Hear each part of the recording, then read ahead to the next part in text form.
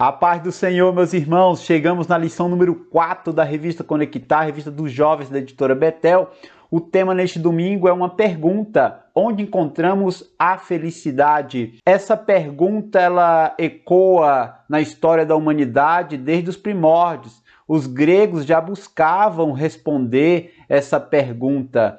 E para Aristóteles, lá da filosofia clássica grega, nós encontramos ele definindo a felicidade como algo constante na vida do ser humano. Mas essa felicidade não significa que o homem que é feliz hoje será feliz amanhã.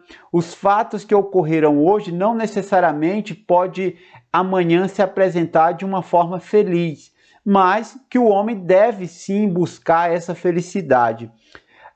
Os epicureus, que eram uma escola de pensamento filosófico grego, inclusive os epicureus e os estoicos foram aquelas escolas filosóficas que debateram com o apóstolo Paulo lá no Areópago, na Grécia, e nós encontramos lá em Atos 17.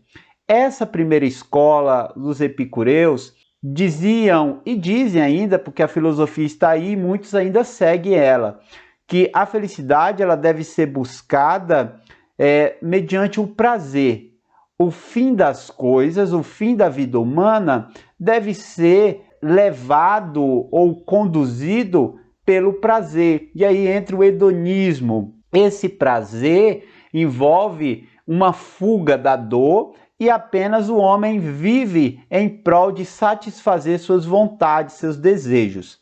A outra escola, que é os estoicos, já dizia que a felicidade é viver conforme a razão. Essa visão, ela possibilita uma autossuficiência humana, que o homem ele é feliz em si mesmo, desde que ele se volte para a felicidade mediante uma racionalidade. Esse homem ele é independente e a sua busca é pessoal. Então, não necessariamente ele depende de um ser supremo, ele depende de Deus, ele depende do próximo, da família, da igreja, da sociedade. Ele é feliz em si próprio, uma autossuficiência.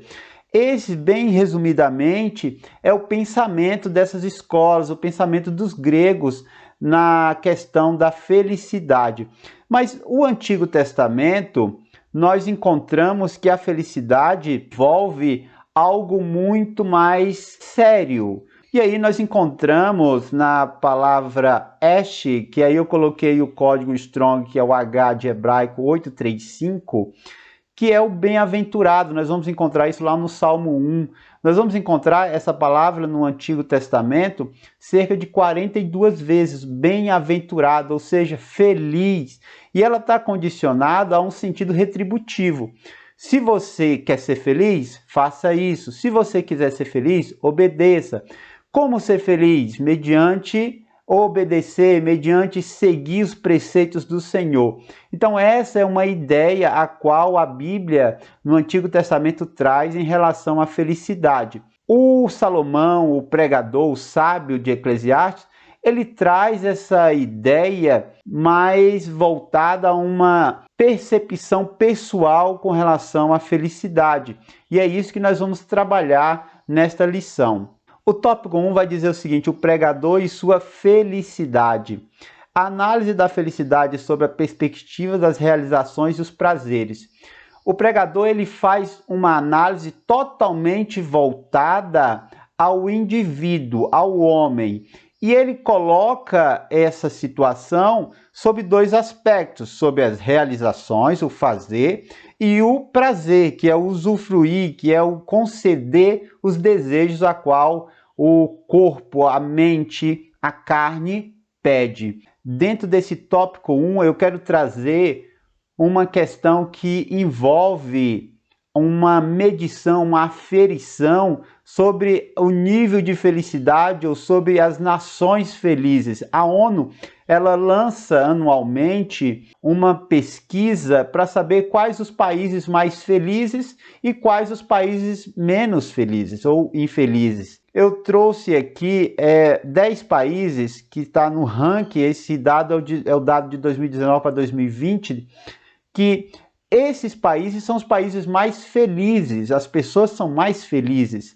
E essa felicidade, ela envolve alguns aspectos. Essa pesquisa é feita em cima de alguns aspectos, né? E que são fatores que envolvem o produto interno bruto, envolve a expectativa de vida, envolve o suporte social, envolve a liberdade de expressão, envolve generosidade e também a percepção da corrupção. Esses países, a grande maioria, são países de raízes protestantes. Se você observar, Finlândia, Islândia, Dinamarca, Suíça, os Países Baixos, esses países são países de matriz protestante.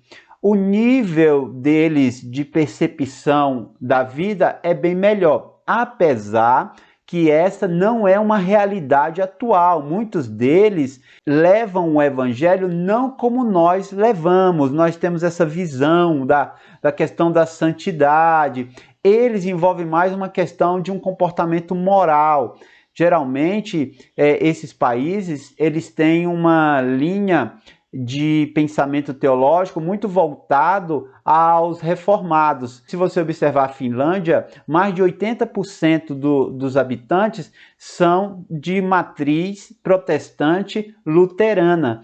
E o Brasil, onde é que está nessa posição? O Brasil ocupa hoje a 41ª posição no ranking de felicidade. É algo que deve ser visto, deve ser analisado, porque uma nação que possui uma igreja forte, uma igreja expansiva, como nós temos em nosso país, isso deveria ser, esse número deveria ser bem melhor, né? Mas estamos na expectativa de que melhoras virão, e eu creio que isso só virá com um avivamento, arrependimento, santidade, e aí eu acho que isso é primordial para que aconteça uma mudança, uma reviravolta no meio do nosso povo. Nós vamos encontrar Afeganistão, Zimbábue, Tanzânia, Jordânia. Esses países estão sendo classificados pela ONU como os países mais infelizes do mundo. E o que é que tem lá? Guerra, miséria, fome, violência. Tudo isso nós encontramos nestas nações. Por isso, elas não são, as pessoas entrevistadas ali, não se consideram felizes. Percebe que tudo isso que envolve a felicidade está muito voltado às misérias humanas. É muito sério isso. Seguindo adiante, o tópico 1.1 vai dizer o seguinte: o fazer e a felicidade. As grandes obras que o pregador fez. O pregador, ele coloca, mediante essa busca por felicidade, a construção, o bem-fazer de casas, edifícios, jardins, pomares, açudes e a posse de escravos. Ele coloca tudo isso num propósito de ter um ambiente feliz, de fazer com que o seu reino pessoal seja feliz. Ele cria uma espécie de um jardim do Éden para si. Só que esse jardim que ele constrói, esse mundo que ele constrói é um mundo fantasioso, porque é um mundo que exige cada vez mais uma busca por parte dele. Por exemplo, se ele tem casas confortáveis, ele vai precisar de quem para cuidar das casas? Mais servos, mais escravos. Consequentemente, isso vai exigir dele mais recursos. Se ele constrói um jardim, ele vai precisar de terras para construir esse jardim. Ele vai precisar de ter uma botânica boa, de trazer plantas, flores, rosas, toda uma flora para estabelecer aquele jardim. Vai precisar de pessoas para fazer isso. Isso exige mais do pregador. Se ele quer pomares, se ele quer um ambiente que produza frutas em abundância, ele precisa de alguém para cuidar disso. Consequentemente, ele precisa de mais servos, mais escravos e mais recurso. Se ele possui toda essa questão de jardins, de pomares, ele precisa ter uma fonte hídrica. Para quê? Para regar. Consequentemente, mais recursos. Se ele faz os açudes para abastecer tudo isso, então ele sempre tem alguém para cuidar, mais escravos. Ele precisa comprar mais, ele precisa cuidar mais. E para isso ele precisa ter um maior rebanho para alimentar seus servos, seus escravos, sua família. Ou seja, isso exige cada vez mais. É como uma fera voraz que sempre quer mais. Para conseguir isso, tem que sacrificar outra coisa. Então, é muito sério essa questão. Ele cria um jardim do Éden pessoal, mas que na realidade não traz felicidade. Muito pelo contrário, gera nele um vazio cada vez maior. Isso nós vamos ver ao longo da lição. 1.2, os prazeres terrenos e a felicidade. O ponto aqui, quando nós falamos de prazer, nós estamos nos referindo ao hedonismo. E aí eu trouxe essa definição do hedonismo psicológico ou motivacional. Afirma que o comportamento humano é determinado por desejos de aumentar o prazer e diminuir a dor. O hedonismo tem muito disso. Vamos viver para o prazer, porque quanto mais prazer nós sentimos, menos dor nós vamos sofrer. Nós vamos nos afastar da dor, do sofrimento, das mazelas e vamos estar sempre voltado a um cérebro viciado no prazer. E com isso, o homem vive. Ele vive de doses. E essas doses, elas envolvem as questões de bebidas alcoólicas e prazeres. Prazeres o quê? Sexuais. Eu coloquei mulheres porque nós estamos falando do pregador, mas a mulher também, se ela se volta ao hedonismo, ela vai viver pelo prazer de ter homens, ou seja, a sua vida sexual, seja ela hétero ou seja homossexual. É o mundo que nós estamos vivendo hoje. Não estou dizendo que estou concordando com os prazeres homossexuais. Tanto o prazer heterossexual usado de forma errônea, irresponsável, é errado, como o sexo homossexual também. Eu quero que os irmãos entendam bem isso. O que nós estamos tratando aqui é dessa vida desregrada, voltada apenas ao prazer, voltada a se preencher o vazio interior com prazeres. E aí nós encontramos as drogas, que estão muito evidentes na nossa atualidade. Nós encontramos a sexualidade exacerbada em todos os aspectos. A sexualidade, nós estamos tratando aqui desse mundo sexista de uma forma muito voltada ao prazer sexual, de forma que não necessariamente nós estamos falando aqui de uma vida libertina, de relacionamentos com A, com B, com C. Isso também, isso é a prática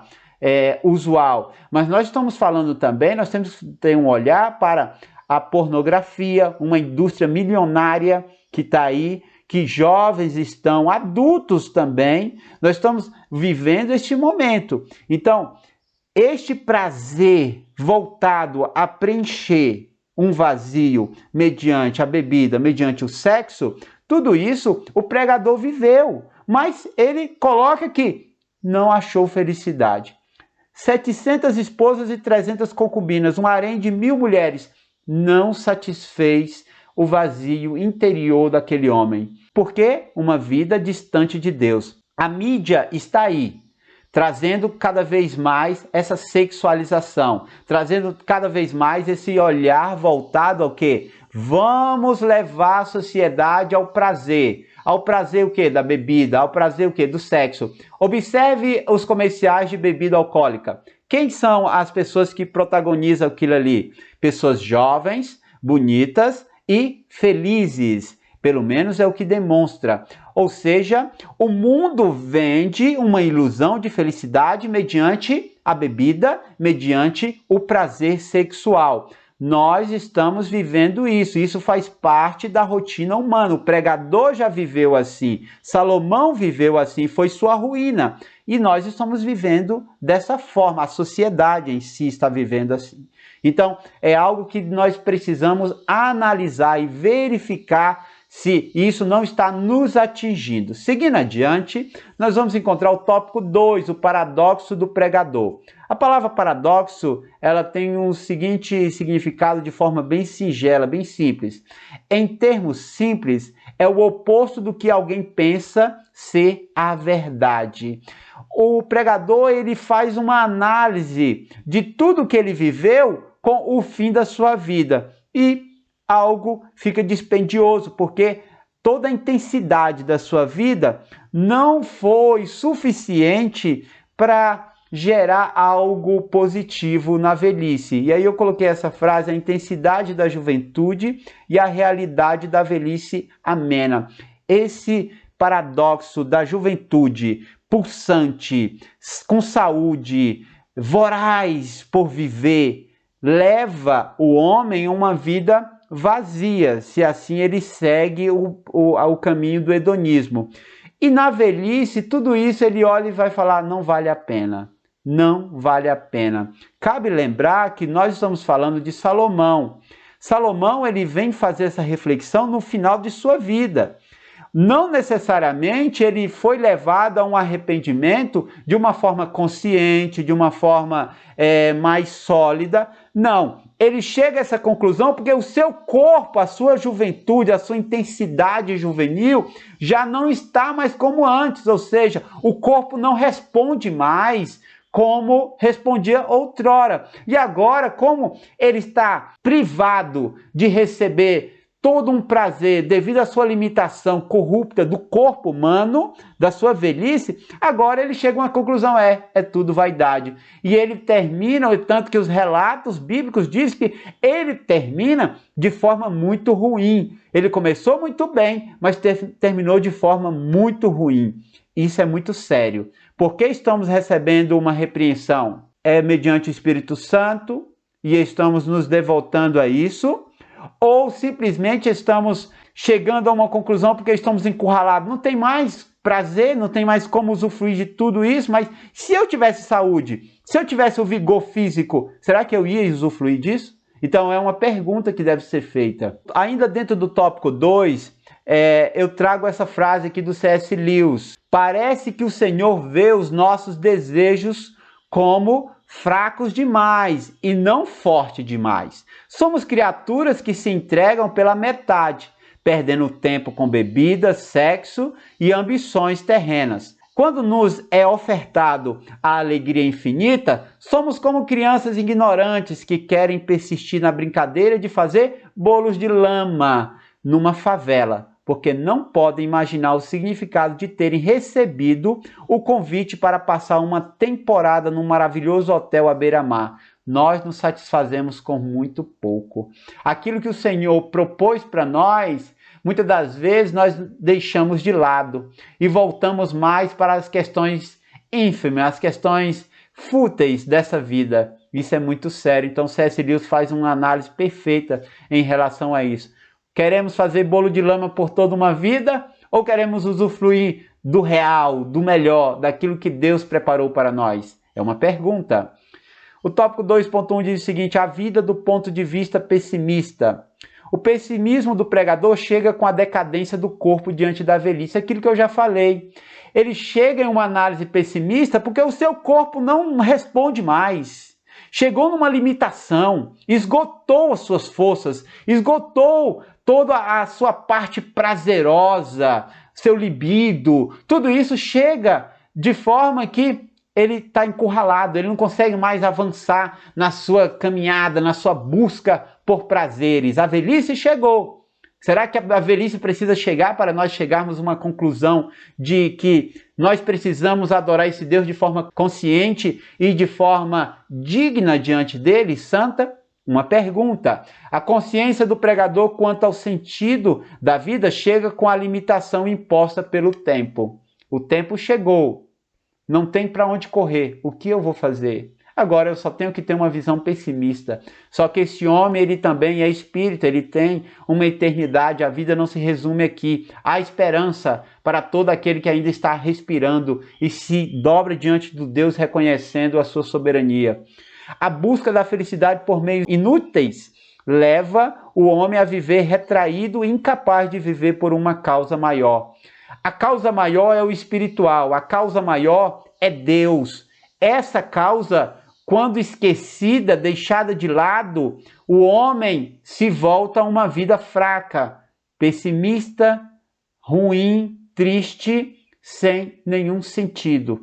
Então, há uma causa maior, Deus. Há uma vida melhor, a eternidade. Tudo isso o Senhor tem para nós. O tópico 2.2 diz o seguinte: a realidade da vida. A vida não deve ser devotada apenas às conquistas pessoais. E aqui nós vamos falar sobre a egolatra ou a egolatria. Pessoa que cultua o próprio eu, que pratica a egolatria.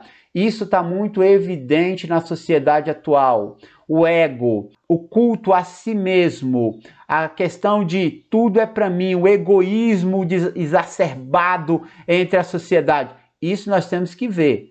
Os ciclos da vida requerem uma responsabilidade vertical e horizontal.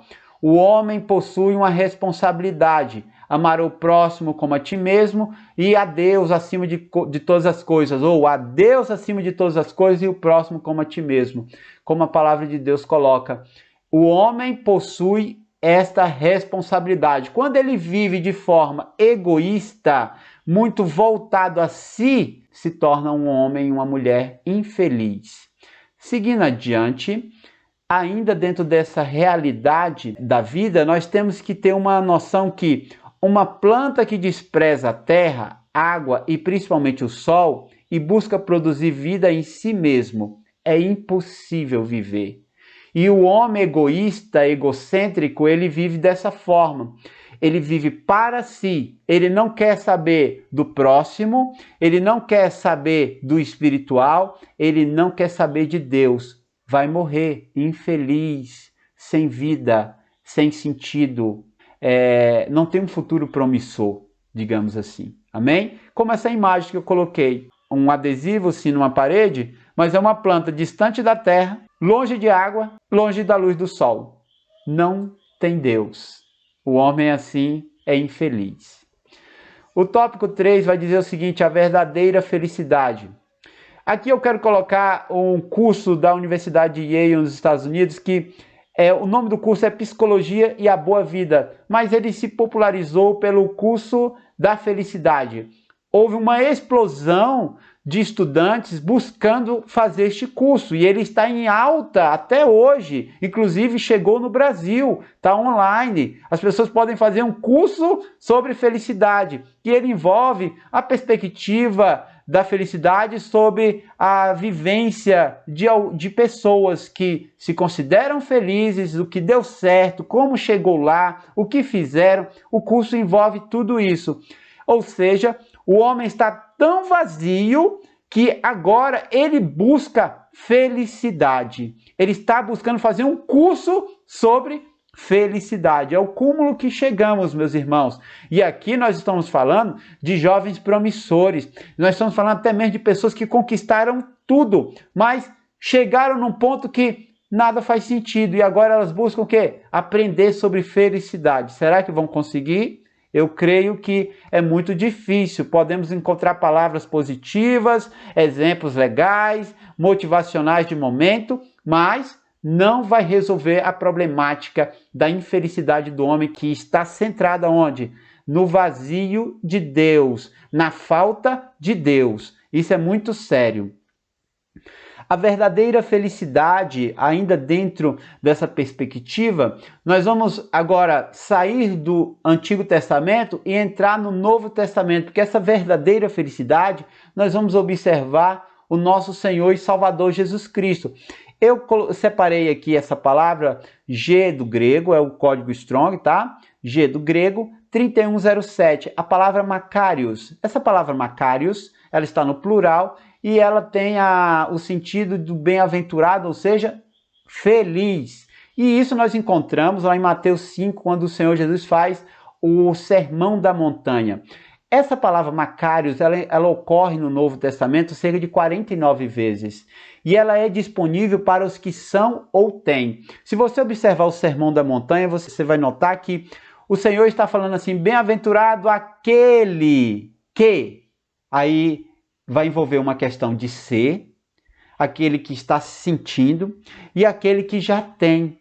Se você observar aí, o Novo Testamento, mais especificamente no Sermão da Montanha, nós vamos encontrar essa questão. Ou seja, essa felicidade agora no Novo Testamento, ela já está no homem. De que forma? Para aquele que já é e daquele que tem. Tem o quê?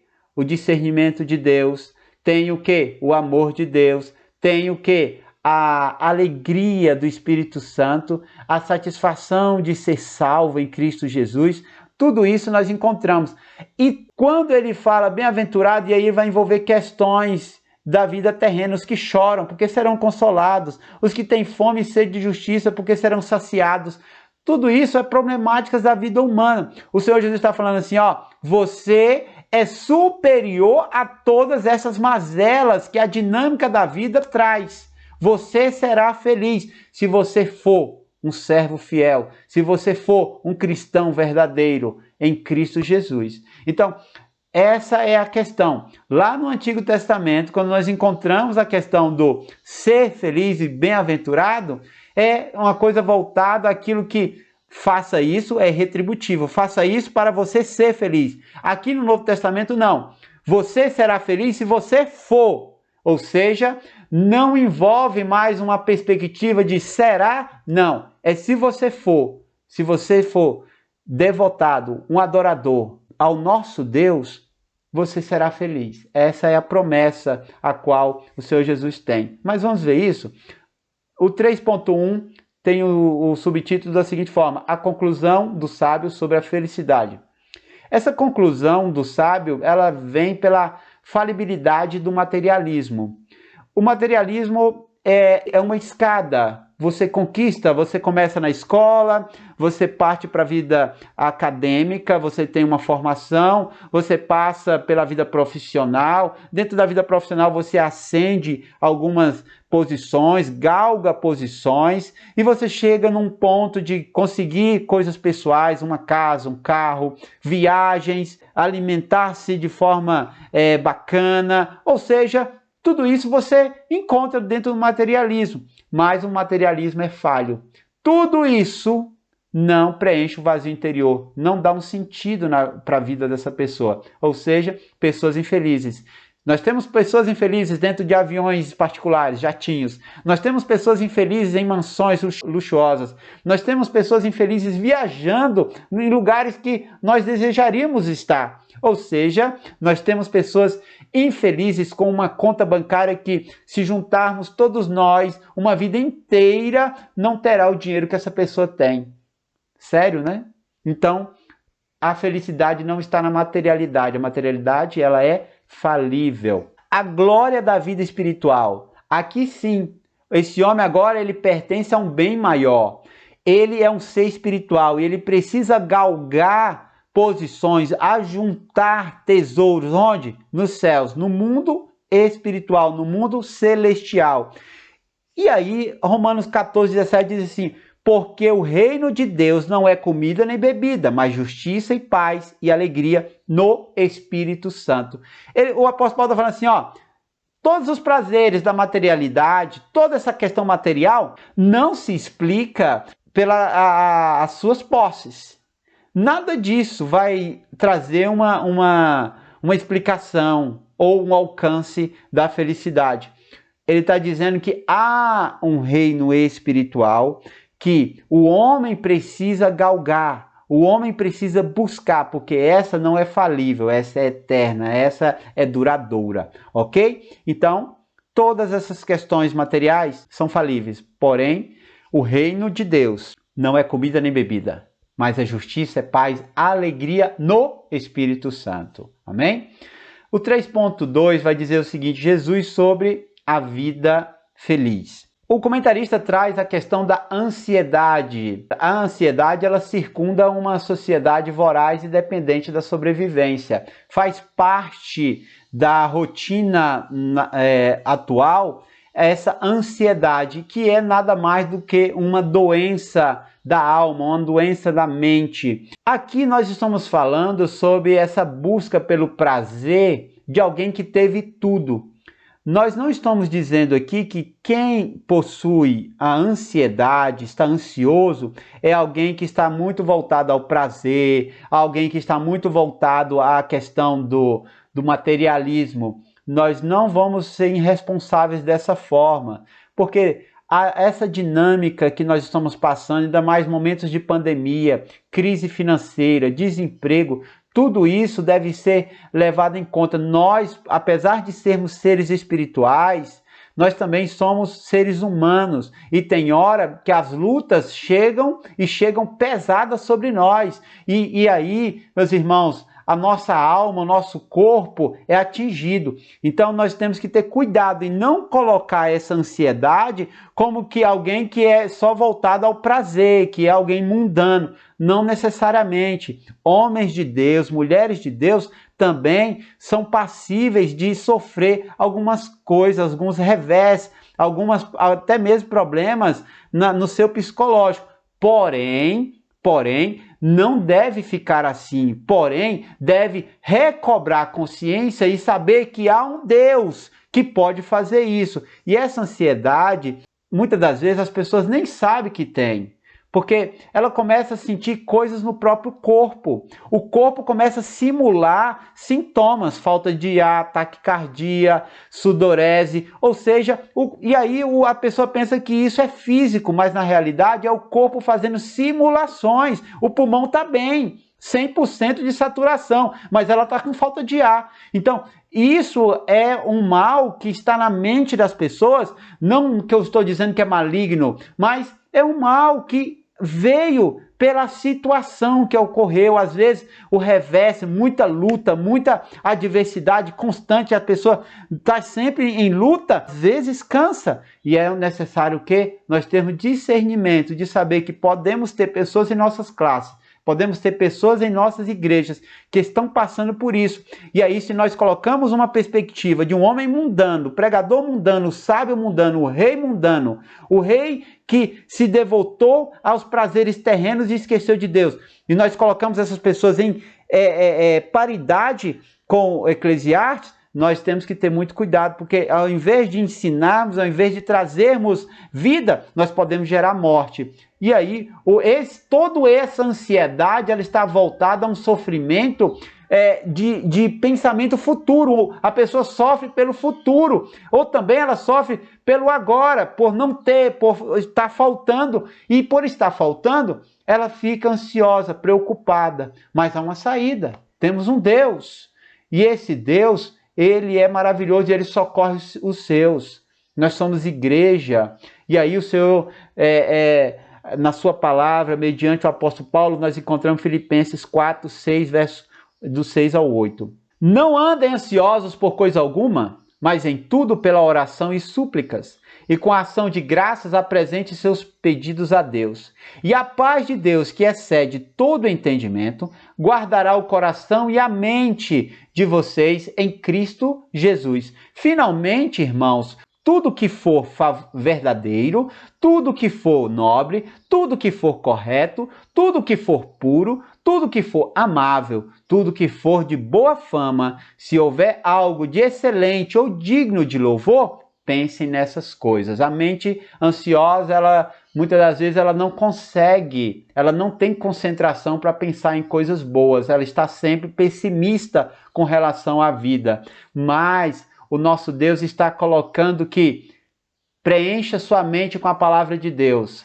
Preencha sua mente com canções e louvores ao nosso Deus. Preencha sua mente com coisas boas e agradáveis. Afastemos das coisas mundanas, prazerosas, fúteis e passageiras e nos voltemos ao espiritual, ao nosso Deus. E assim a paz que excede todo entendimento estará sobre nós e em nós. Amém, meus irmãos? Esse foi o comentário dessa semana. Que o Senhor use você durante sua aula. Que Ele se aposse da sua mente, que o Espírito Santo se aposse da sua mente, tome sua boca e você seja usado pelo nosso Deus e atinja os corações, atinja as mentes dos seus alunos. Se inscreva no canal se você gostou, deixe seu comentário, deixe seu like e assim, meus irmãos, nós possamos alcançar outros e outros para a glória de Deus Pai e para as bênçãos que a Escola Bíblica Dominical tem. E a juventude, no nosso ministério, eu tenho visto em algumas igrejas, nem há mais classe de jovens. Isso é muito triste. E nós precisamos resgatar os jovens à Escola Bíblica Dominical, para que eles aprendam, para que eles recebam de Deus uma porção a cada dia. Amém? Fique na santa e gloriosa paz do Senhor, meus irmãos.